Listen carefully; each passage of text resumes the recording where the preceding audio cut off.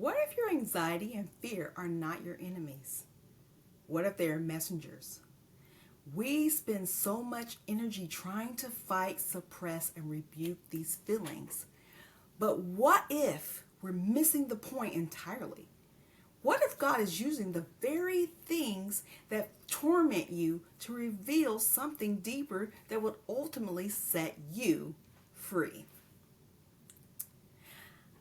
Something to think about, huh? Hello, my name is Kimberley Kae. Welcome to my show. For too long, the conversation around mental health in the church has been one of shame.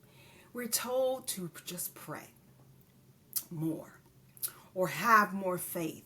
But many of us have done that, and the anxiety remains. Today, we're going to look at the spiritual physics of our emotions. I'm going to show you how to see your anxiety not as a malfunction, but as a compass. Your fear not as a weakness, but as a choice. And God's peace not as a gentle feeling, but as a powerful weapon. So number one, your anxiety is a compass. Let's start with that. Not that's in your stomach. That racing heart, we call it anxiety. But I want you to start thinking of it as a spiritual compass. A compass needle always points north. Your anxiety always points to an idol. An idol is anything you are looking to for your security, worth, or identity outside of God. When that thing, your finances, your reputation, your ministry's success, your children's future is threatened, your soul's alarm system goes off. That is what you feel as anxiety. It's actually God's mercy. He's allowing that signal to alert you that the foundation you're standing on is cracked.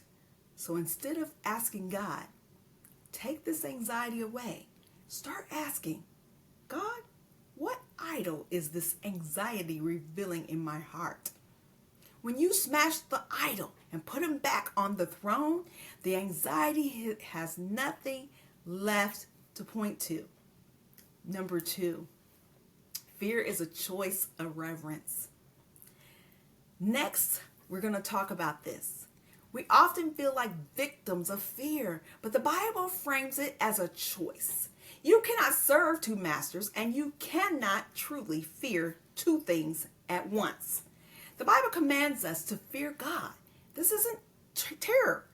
It's a state of profound awe and reverence for his power and majesty. When your heart is properly calibrated to the fear of God, the fear of man loses its power. The fear of being canceled, the fear of what people will think, the fear of failing, it all shrinks in the light of an awesome God. Your problem isn't that you have too much fear. It's that your fear is aimed at the wrong throne. When you fear God, you will fear nothing else. Number three, your peace is weaponized. It's a weaponized guard. So, what's the antidote? It's not just trying to be calm. Philippians 4 tells us that the peace of God will guard your hearts and minds. That word guard is a military term. It means to garrison a fortress. Peace is not a passive emotion. It is an active supernatural force. It is a detachment of heavenly soldiers standing guard at the gate of your mind, refusing entry to anxious thoughts.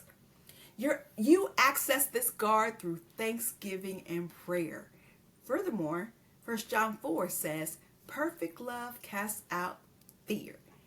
Love is a spiritual substance. It has anti-gravity properties that literally displace the weight of fear. When you immerse yourself in the Father's love, fear cannot coexist in the same space. You don't fight the darkness, you turn on the light. So, this is what I need you to know. Let's stop fighting our feelings and start interpreting their signals. Let your anxiety be a compass that leads you back to true worship. Let your fear be a choice to revere God above all else. And let his peace and love be the active forces that guard and liberate you. This is how you win the battle for your mind. What we've talked about today, understanding the hidden signals of the soul, is a foundational piece. But knowing it is one thing, and walking in it when you're faced with fear and self-doubt is another. That's why I created Reigning Air Institute. It's not just more teaching. It's a community where we worship, we workshop these spiritual principles in a supportive community, hold each other accountable, and get live coaching from me every month. If you're ready to stop just learning about anxiety and start living in confidence, I invite you to Reigning Air Institute on School. Click the link in the description to join us today. Now, if you got anything out of this video, do me a favor, hit that like button, subscribe, and let me know down below what helped you. Thank you so much for watching. Be blessed, sweet sisters, and I'll see you inside the community.